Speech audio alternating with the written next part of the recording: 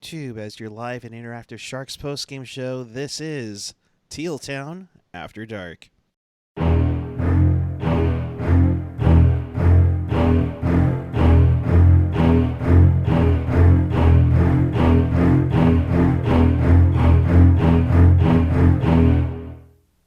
Good evening, everyone. It is, what is it, Thursday night?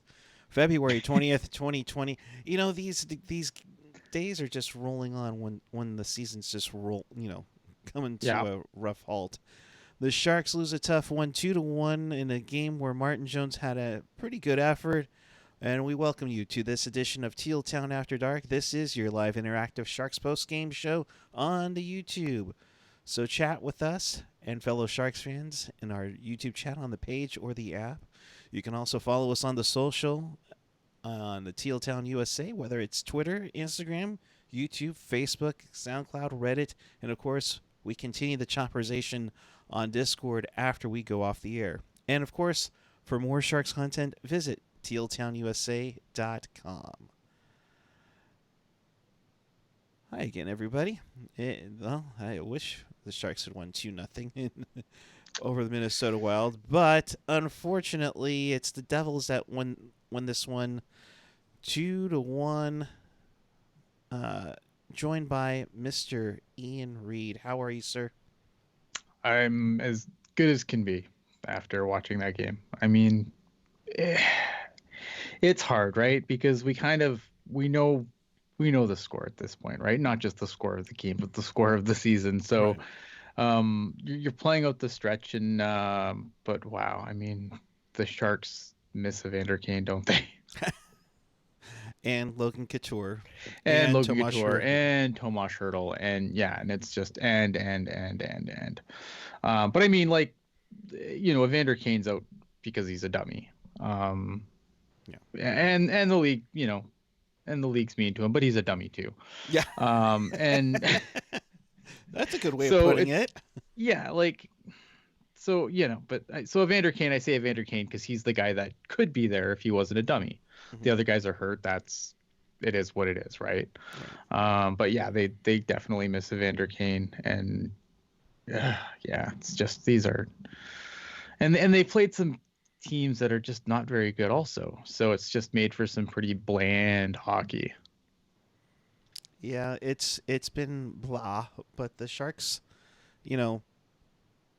they had won 4 in a row coming into tonight on the road. They looked pretty good, and let's be honest, they had a decent game tonight, only allowing 2 goals, but offensively, things need to. Well, it's hard, right? Because you're looking at a team in the Devils that are kind of in the same what the Sharks are. Like they've, Randy Hahn mentioned how they, this team has been stripped down over the season. Right. Your leading goal scorer is a 20-goal scorer. I mean, that's not good. Doesn't make for the most. Yeah, it's not good, right? It doesn't make for the. It doesn't make for the most exciting hockey, unfortunately. Yeah, unfortunately, and a lot of a lot of blah in this one, but a lot of good stuff going on too. We saw Tim Heed get his first goal this season from Middleton and True. I almost feel like I need to do the Barracuda celebration when you hear that. Yes. That made it 1-0, and that would stick for quite some time through this game. However, a lot of penalties, and this is where the sloppiness would come in. You'd see right after that, Middleton will get in a fight with Hayden at 7:26. Of course, Middleton gets the unsportsmanlike penalty for willingly taking his helmet off. Right. It's one of those things, right, where it's like you're trying to make it look. I mean, this is the thing, right? Like Tim Heed's going to get an opportunity to play now, and he's playing for. Yeah, I mean, he's got to show something so that somebody gives him, a one-way deal next year. And it likely won't be San Jose. And if it is San Jose, like, I would just hang up the phone and not take that call. But Tim Heed, but he's going to get an opportunity to do some stuff now. And I think that this game, you got a glimpse of why people were excited about this guy after that first season with the Barracuda, when the Barracuda went on that run. he kind of showed like this is a guy. This is why a lot of people will be like, okay, and why would you think that this, anyone would want this guy for their second power play? And I thought you saw glimpses of it tonight where, I kind of thought a team might take a flyer on Tim Heed for that second power play unit, right? Right. And so you kind of saw that tonight.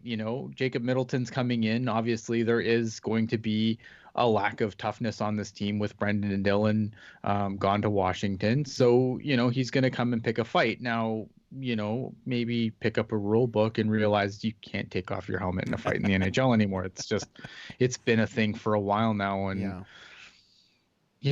pick up a rule book, bud. But, whatever it was, he went in and he got into a fight for whatever reasons, again, guys playing for spots. You like seeing that.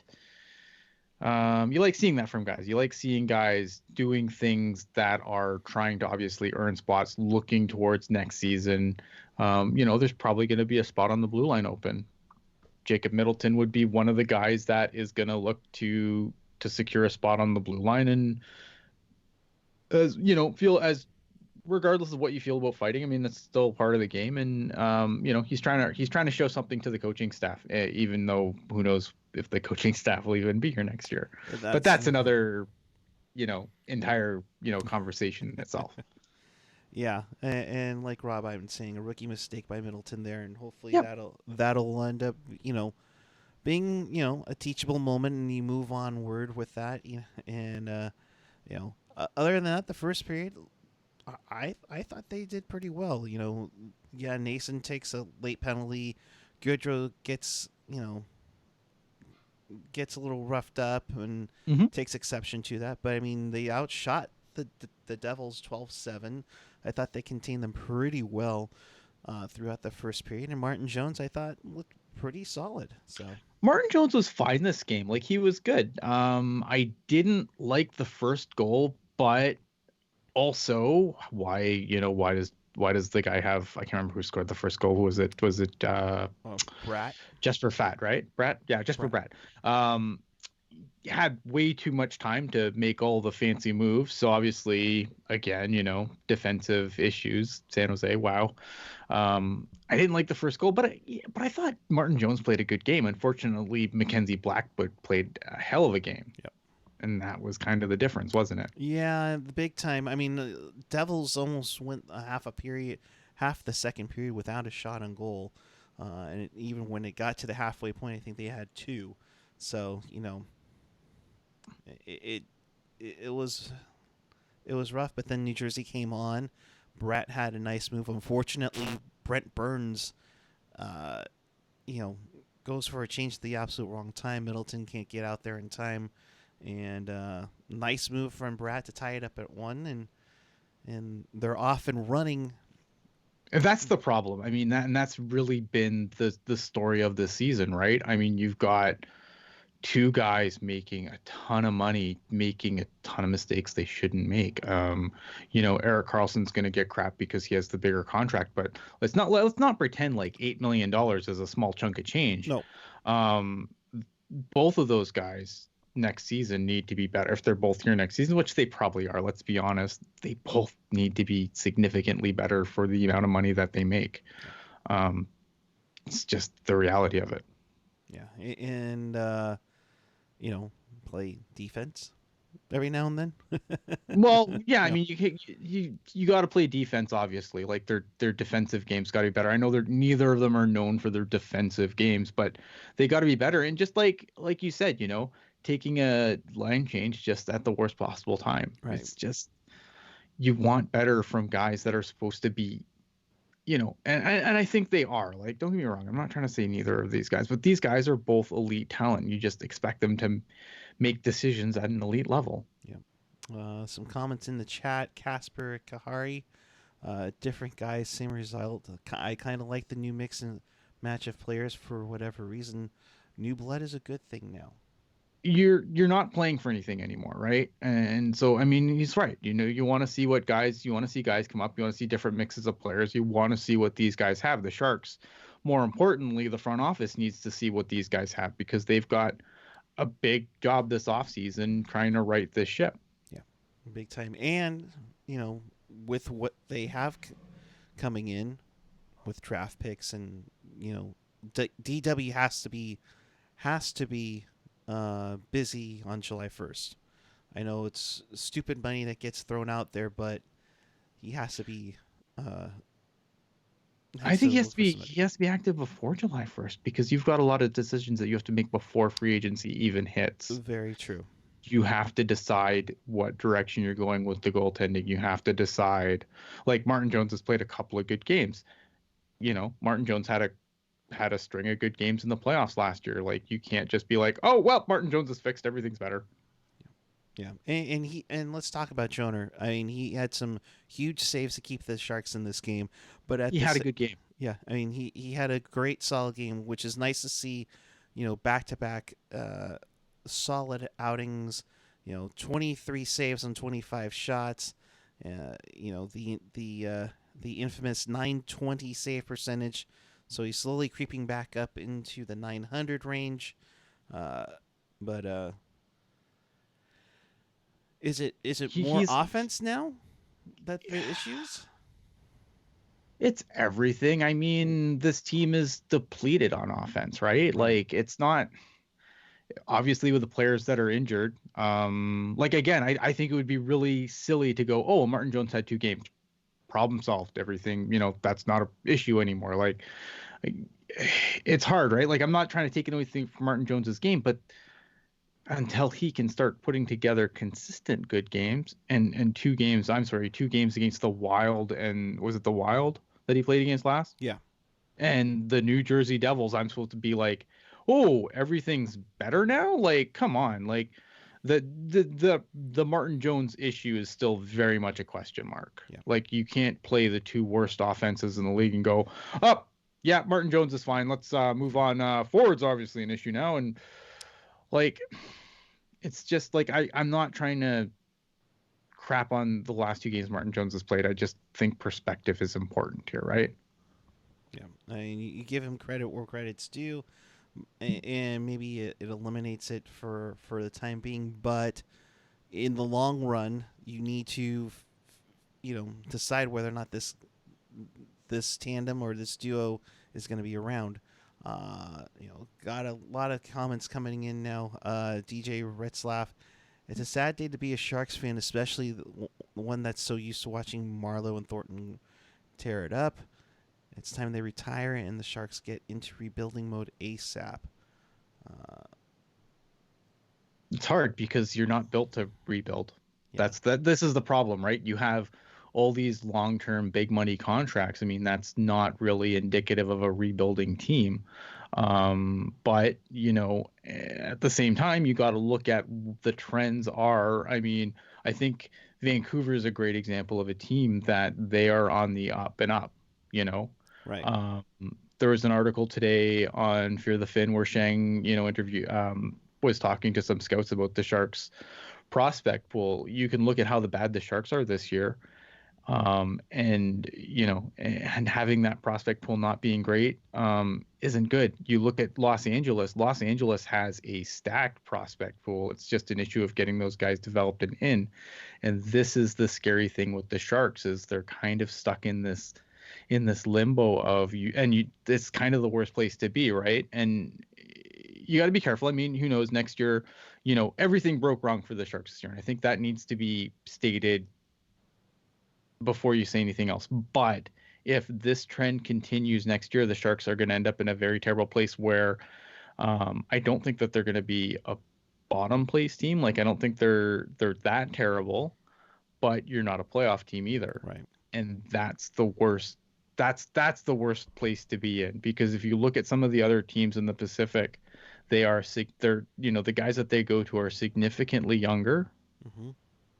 The guys that the Sharks go to, let's be honest, Logan Couture, 30. Mark-Edward Vlasic over 30. Right. Brent Burns over 30. It's a scary place for the Sharks to be in because the Pacific Division, and I think Vancouver's the team you really want to be scared of right now because they've got talent, and they've still got talent that we haven't seen yet. Yeah. And that is scary, scary, scary, scary, scary. and also develop that talent and make it be good. Like there's talking, Jonathan Dolan to Can you shine. get him here? Can Yeah. you get him here? And do you have enough confidence to let him play in the NHL and figure it out? Yep. So far, the answer is no. Like Jonathan Dolan's a guy where I feel like the Sharks would be stubborn and be like, no, you can play in the AHL and you can like it. And if we like what we see, we'll call you up. I just, Jonathan Dolan's an interesting guy because he could be a guy that gets thrown in as a sweetener because he's a pending RFA, and the Sharks could qualify him and hold his rights. But if they don't have any plan for him, then maybe they don't even do they qualify him? It's going to be interesting. That is low key one of the more interesting things that is going to be to watch in the off season. So. And that off season is going to be a little more and more and more interesting as things develop, and as we get closer to the trade deadline, even more things to develop on there. But third period, the Sharks would take a penalty. Well, they would take a lot of penalties in the third period. They would take a lot of penalties. What else is new? Unfortunately, as the second most penalized team in the National Hockey League, Mario Ferraro. But again, a lot of those penalties, right? Puck over glass penalties. Like, you can cry about the way the Sharks officiated, but you put the puck over the glass in your defensive zone, guess what? That's a penalty every time. There's no subjectiveness to it. Goes off of you, it's penalty. And the Sharks have taken a lot of those this year. Yeah, it's like 5 of the 9 penalties tonight were interference in some form. But this one, puck over glass by Mario Ferraro, gets New Jersey a power play, and PK Subban, yes, that PK Subban bangs one home, and it was a nice shot, actually. It was a nice shot. Martin Jones, I don't think Martin Jones saw that puck coming at all. Like, I don't pin that one on Martin Jones at all, to be honest. Again, I thought Martin Jones played a good game. It's just I don't trust him still. Like, there's going to be a lot where he's going to have to, and it's interesting because the other Kuhre put out an article today about how, maybe he was overworked or whatever. It's interesting. Like, there's a lot of stuff right now where it kind of makes me wonder. And then the fact that his starts were so close together. Mm-hmm. I'm kind of wondering if Aaron Dell's on the block. Really? Well, and we heard where was that report that we saw earlier that mentioned, what was it, Joe Thornton, Melker Karlsson, maybe even Barclay Goodrow. Like, if I'm Colorado and with the way Aaron Dell's played of late, there's a team that I might, if I'm Colorado and I'm looking for just some insurance, especially with the injury issues you're having, Aaron Dell's the guy that I would probably take a peek at. I mean, yeah, the money's a little bit high, but I feel like Colorado can afford it, especially for a rental. Yeah, big time. And that's I feel like they have the cap space. Like, so it's interesting that I just feel like with the sudden, and I'm not saying like Kuhre is a paid Sharks shill, because he's not. It's just the timing of his article and the fact that Jones is starting a little bit more. Like, it seems like there's a lot being done to try and rehabilitate the image of Martin Jones, and I just wonder if Aaron Dell could be in a new sweater come Monday. Yeah, and I mean, he's been out there. I thought maybe Toronto would give San Jose a call about acquiring Dell before they went after Jack Campbell. There's another team, but I think they've made their move there now, right? And Jack Campbell, I feel like Jack Campbell makes less than Dell too. I could be wrong. Just pulling stuff out of my butt here. This happens on this show. Yeah, Colorado currently has $28 million of deadline cap space. Well, there you go. Wow, and they still so I mean they can make a move. I mean, and Aaron Dell, like, and this is the thing again. The Sharks have, with the LTIR cap space that the Sharks have, they have all the cap space in the world to just be like, meh, yeah, we'll retain salary, whatever. Like, right. They can definitely like Aaron Dell, I think that Aaron Dell, for a guy, again, he's just as an insurance thing. Like if you're Colorado, why not? Yeah. Yeah. And Rob, I'm even saying, so many buyers and very few sellers. Yeah, I mean, a prime example, look at the Pacific. Outside the three California teams, everybody's in that race right now. Yeah. I mean, that alone in the Pacific is one thing. Throw in the rest of the league, my goodness. You know, I mean, it's amazing how some of the dominoes fell after the Sharks traded Brendan Dillon. Mm-hmm. It's I mean, oh, this is done. Okay, boom. There's our plan B. Boom, there's our plan B. There's our plan B. So, yeah. But to finish off everything that happened in the game, the Sharks, unfortunately couldn't get anything past Blackwood, who stopped 36 to 37 stops. They go 0 for 3 on the power play. Power play was meh. Yeah, so Kasper Kasperi, welcome to the show. And I realized I read earlier that you're watching Silly Late. You're watching the show Silly Late from Sweden. Some Sweden. Henrik Lundqvist. So here's the problem with Henrik Lundqvist, right? Is like, one, I don't think the Sharks. You got another year on that deal still, and the problem is for that team that even if for some reason you pulled off a miracle and Henrik Lundqvist, you can get out from under that contract, but because of his age and everything, like a lot of teams, like he could just retire next year and completely screw you. If he was to retire next year, like he could retire and be like, no, I'm not playing anywhere other than New York, and completely kill you for taking that contract. I think, Georgiev's going to be the odd man out there because Shesterkin's the guy that they are going to, that like he's the future. Shesterkin's the guy that they're going to in the future. Georgiev is kind of, I think ideally you would keep Georgiev and then, wait that out. But I just feel like you can't really do that to Georgiev. Like they're going to have to move a guy out of there. And it's going to be Georgiev because Shesterkin's the guy that they're going with forward. And Lundqvist is, as good as Lundqvist has been, even in his later years, he's been actually really good considering his age. You still got a year left on that deal. Yeah, we are getting some news from Kevin Kurz, and this is potentially devastating to the trade that could happen. But Melker Karlsson, I believe he blocked a shot, and we'll have to go through the stuff here. Left in a walking boot. Didn't play in the third period. Nothing further at the moment. Melker, of course, is a pending UFA and potential trade bait. So Melker Karlsson injured. You also saw Barclay Goodrow take a hard hit earlier, but he continued throughout the game.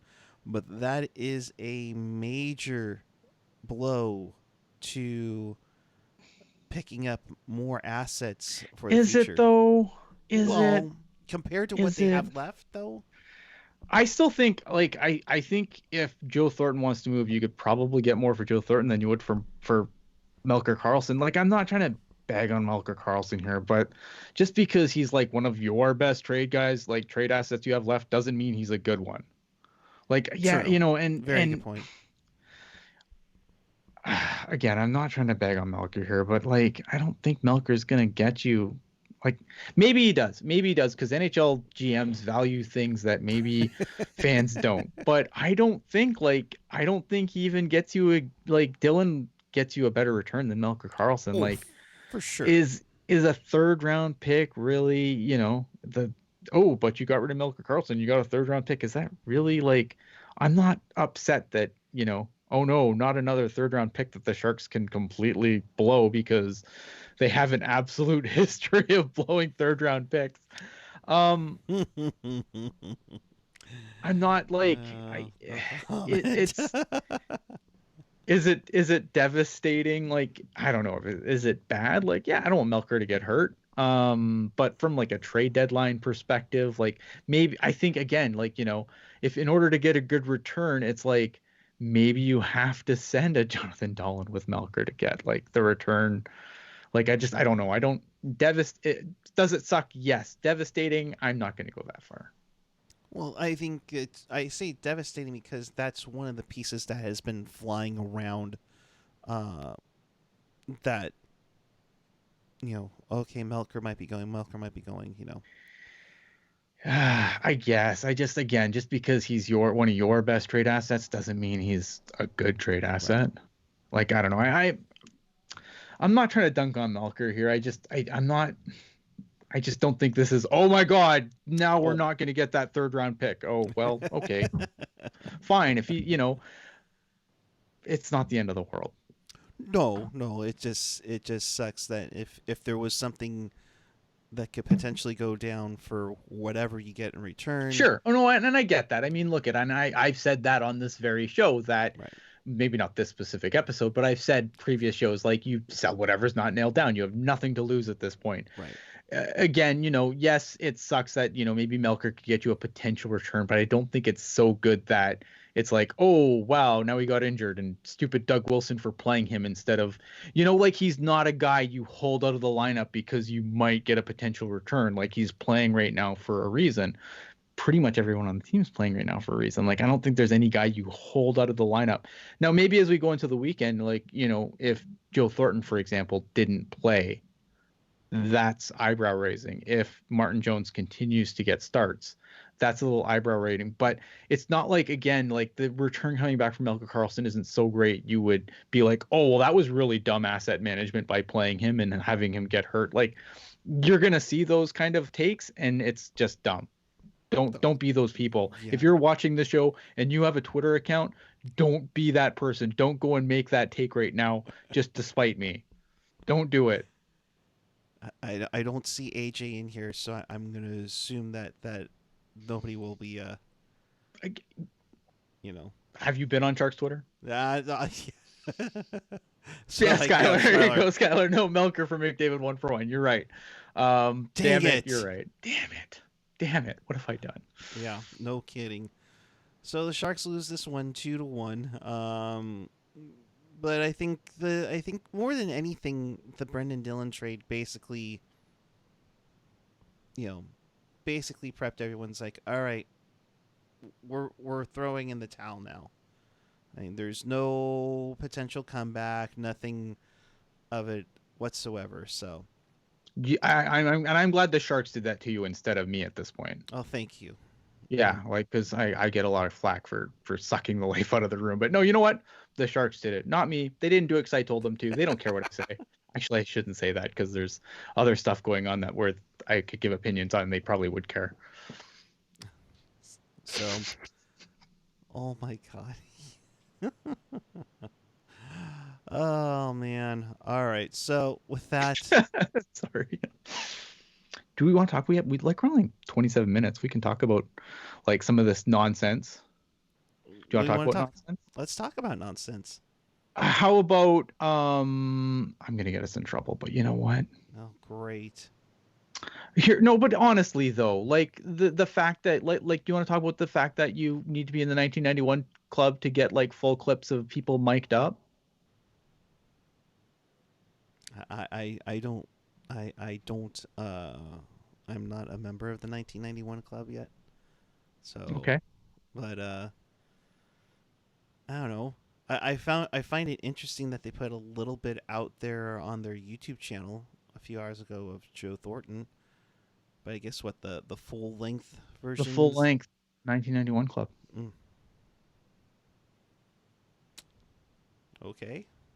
I'm sure I'm sure there's a reason behind it. I'm sure there is too. I'm not gonna say anything more because AJ will be waiting for me with a hatchet off camera. What else would you like to talk about? What did you think of the return for Dillon? I think it was okay. I thought it was fine too. Yeah, like I know there's some anger about it, like that it wasn't good enough, but I thought it was fine. I thought it was pretty much in line what I was expecting for a Dillon return. I know when Alec Martinez goes for I think 2 seconds, I know that raises a little bit of an eyebrow, but I don't know. I'm not upset. Like I know there's some people that are really upset with the return for Dillon, like, oh, Doug Wilson completely blew it. And I don't think he blew it. No. I thought, for Brendan Dillon, I think at best he's a 4, but generally he's a 5-6. Yeah. and a second for a 5'6" guy, that's good. Like, I'm not trying to crap on Brendan Dillon here. I think Brendan Dillon, like, there's things that, I said on Discord the other night, like, this is a guy, when he came here, I affectionately referred to him as Dildo, and not in a positive light. Wow. Sorry, it is. We did on this show. You can go back and find clips of me calling, just saying terrible things about Brendan Dillon. Yeah. And over the course of the time that he's been here, he absolutely endeared himself to me. But again, it kind of goes back to something I said earlier. Just because that's your best trade tip doesn't mean it's the best trade chip available. And I thought the return for Brendan Dillon, based on what he is, was fantastic. I know there's people that are going to disagree with me, and that's fine. Look, the world's built on people disagreeing with each other. But I just think, honestly, it really wasn't a terrible return. Oh, I like it. I wasn't expecting to have 2 seconds, and of course there's a chance that there'll be 2 seconds if Washington wins it all. Brendan Dillon, of course, and like Rob Iman said, Dillon has improved a lot since he first came. Yeah, I mean, I think we can safely say he's improved a lot since being paired with Roman Polak. I stopped calling him Dildo.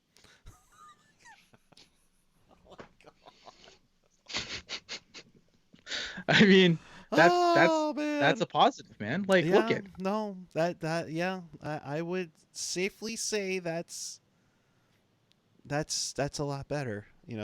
Skylar asking, Ian, is it better to trade for other teams' prospects and train them on top of the other team's training, or in-house development your own prospects 100%? That depends on how good your team is at developing prospects, and I would argue the Sharks are not very good at it. It's not it's one of those things where it's very difficult, right? And this is a philosophical debate that you can have a lot. Is it that the fact that the Sharks can't draft, or is it that they can't develop, or is it a little bit of both?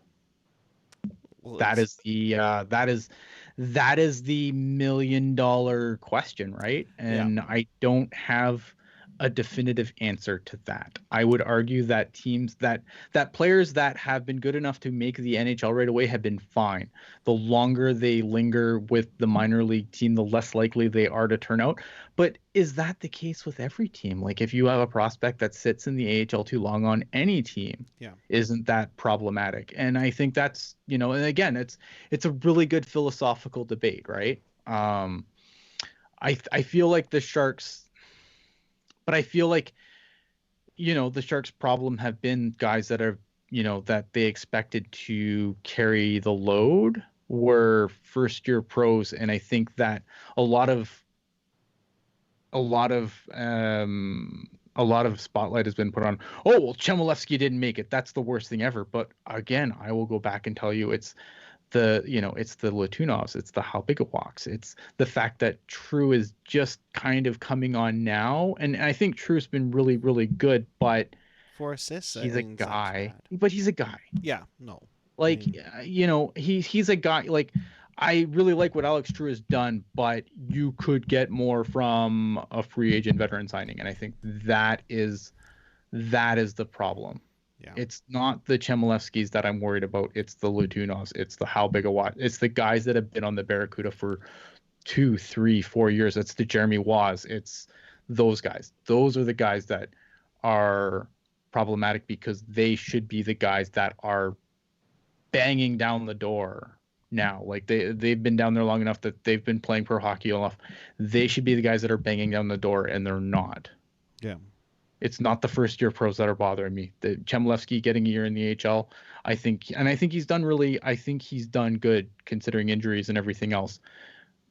It's the problem of, it's the other guys that should be really banging down the door and should have been able to hold down spots that haven't been able to. And, again, there's a philosophical debate to be had there. Is it a coaching issue, a development issue, a drafting issue?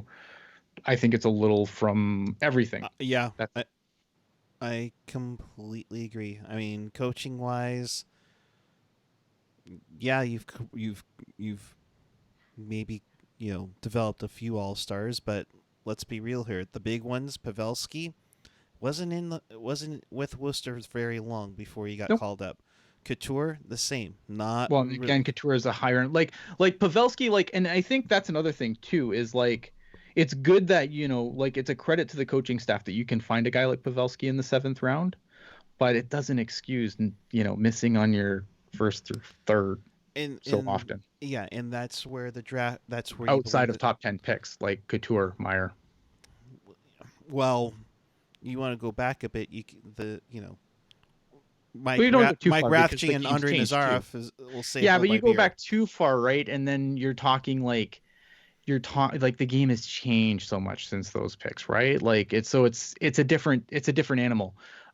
Because you could go back and pick on a guy like Petrecki, but I think if the game was water ski on your forward, Petrecki would have been a great pick. The problem was Petrecki played a game that couldn't adapt to when the way the game changed, right? So you don't want to go too far back, because the game's changed a lot since then too, and scouts have probably changed and everything else. It's easy to go back and be like, oh, well, all these guys, blah, blah, blah, blah, blah. But, the recent history, the Coutures, the Meyers, those guys have turned out. They've hit on their top 10 picks, which you're supposed to. You better be, at least, for sure. Well, for sure. Yeah. Let's see what else we got in here. Rob Iman saying, should Evander Kane's ice time be cut back upon his return?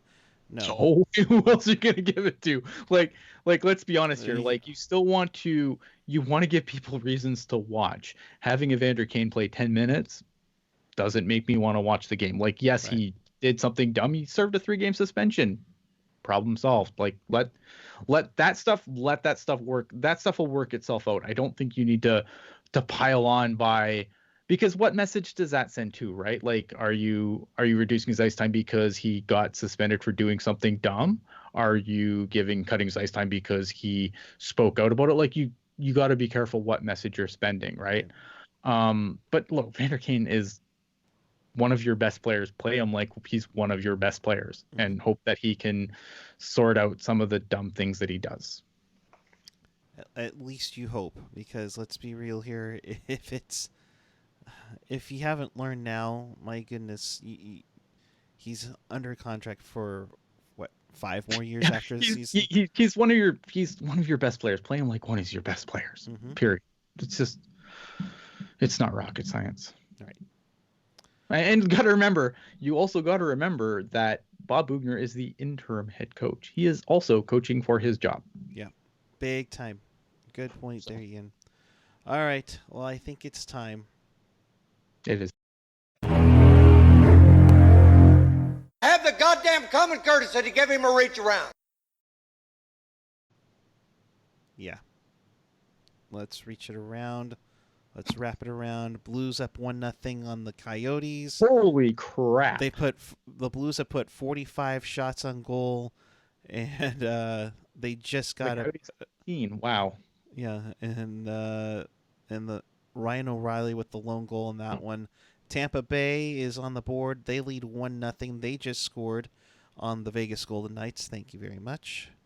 Appreciate that. And then let's see. The Kings will be playing shortly here against the Florida Panthers. And the Leafs. The Leafs win. The Leafs win. Anderson with a shutout, a desperate win for Toronto. Muzzin, Nylander, Kapanen, Hyman getting the goals. After that last game, they needed that bounce back though, because they got smoked by the Penguins. Like, this is the second of I don't know. They played. I don't know if it was a home and home or just back-to-back games or whatever. But the Penguins humiliated them. So big win for the Leafs there. Yeah. So that's your wraparound. Of course, if I'm not mistaken, and correct me if I'm wrong, and of course it's so great that I have a Canadian guy on the panel tonight. But are we gonna wank the Miracle on Ice? I want to say that no, it's on Saturday. So I won't be here for that, so you can wank it all you want. Okay, But tomorrow.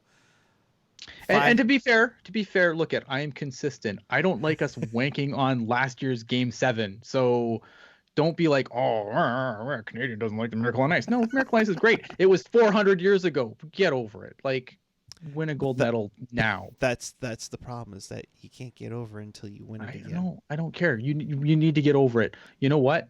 Game 7 was last year. Stop. Enough. Yeah, great. Big deal. No, it's the same thing. I'm very consistent on these things. I'm not do you want me to, like, I'm not gonna wank on the golden goal just to wank on it. Right. Like, enough. Crosby, yep. Act like you've been there, son. No, I'm just kidding. Oh my God. I'm gonna make people angry at me. I know, I'm sorry. Well, that there includes good conversation. Oops, as my microphone decides to run away from me. Right on cue, of course. So that's it for the wraparound on this Thursday night. A little light Thursday night for games. Miracle is one of my favorite movies, so I'll give it that. All right. What? Not Youngblood? What? Oh, Miracle's such a good movie. I love that. Oh, movie. It's a great movie. I to be honest, I am surprised. Kurt Russell did not get a nomination for that. But thoughts on Ben getting nothing for his hit? Yes. Well, the NHL, again, Kane did something stupid. The NHL disciplinary system also stupid. It's both things being true. Yes, that I cannot believe that hit got nothing. That is ridiculous. It's stupid. I'm not trying to defend. When I say that Evander Kane did something stupid, I am not trying to defend player safety. Player safety in this league is a joke. It needs a massive overhaul. Unfortunately, it is something that the players collectively bargain for. And because it's not an issue that either side are going to hold up a season over, so it's going to be more of the same. Unfortunately, that is just the way it is. And because neither side's going to blow off a season to fix it, right? And that's unfortunately, it's going to be one of those things that it's not how much money can I stick in my jeans. It's one of those issues that when collective bargaining is done, it's one of those things like rookie contracts. It's one of the first things they sign off on because it's easy. Yeah. Plain and simple. I mean, you do need a system. But we're still breaking out the Colin Campbell wheel of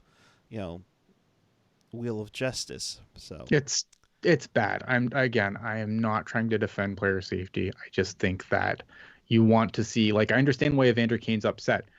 Yes, he deserved a suspension. Did he deserve a 3-game? Debatable. At the end of the day, though, you did something dumb. The whole system is broken, and it needs a massive overhaul. Yep, it does indeed. Skylar asking, they need to make more hockey movies. Tired of the same 8 movies. Tired of the Mighty Ducks. Well, I mean, that's more of a statement than a question, and I agree. Yes, completely. So yeah, I mean, look at more hockey. Hockey is great. More hockey movies would be better for sure. But well, with that, it's hockey. With that, I think we'll bring it to a close here. In case you missed anything or you want to watch this again, check us out on tealtownusa.com or your favorite podcatcher, including Apple Podcasts, Google Podcasts, YouTube, Spotify, SoundCloud, TuneIn, iHeartRadio, and more. If we're not on it, let us know. We will try to get on there for sure. So, well, Ian, it's been fun for a 2-1 loss. But your final thoughts? I mean, it's always fun because we've done a lot of losses this year, unfortunately. Oh God, why am I doing this to myself? No, it's been fun. Look at final thoughts.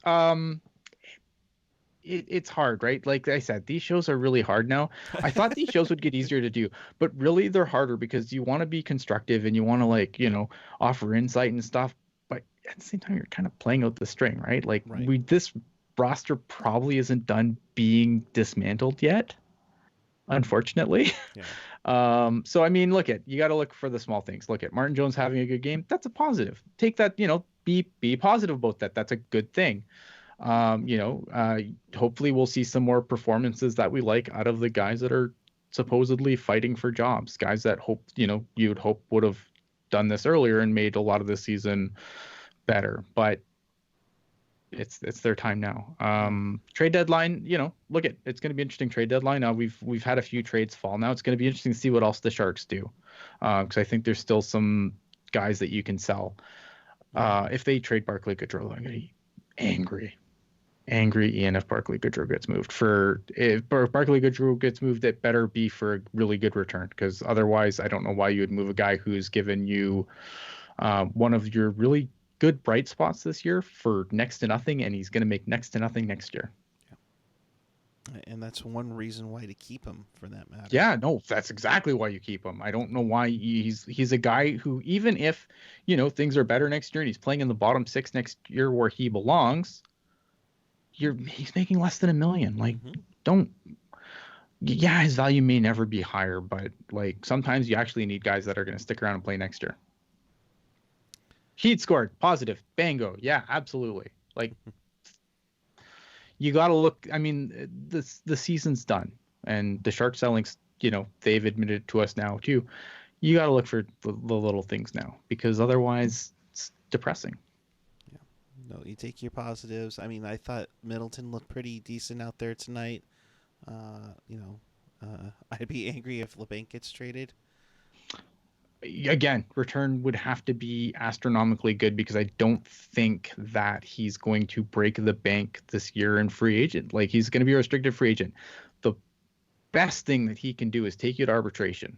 Big deal. I don't think he's going to come away from that with a deal that is not indicative of what he's worth. Like, he'll probably get a fair contract. I don't think he's going to break the bank. No pun intended. Like, unless you're going to get like a massive return for Kevin Labanc, I don't think you move him, because again, you still need guys to play next year, and Kevin Labanc's not going to break the bank enough that he's going to be too expensive to keep. Yeah, for sure. So that'll do it from us. He is at Ian Blogs Hockey. I am Puckguy14 on the Twitter and the Instagram. We will be back with you on Saturday as the Sharks take on the New York Rangers. That is I believe, a 4 p.m. start here on the West Coast, as the Sharks will continue this road trip throughout the East, and we'll be here to break it down for you. So if you catch us out on Teal Town USA on the YouTube channel, if you haven't already, hit that subscribe button.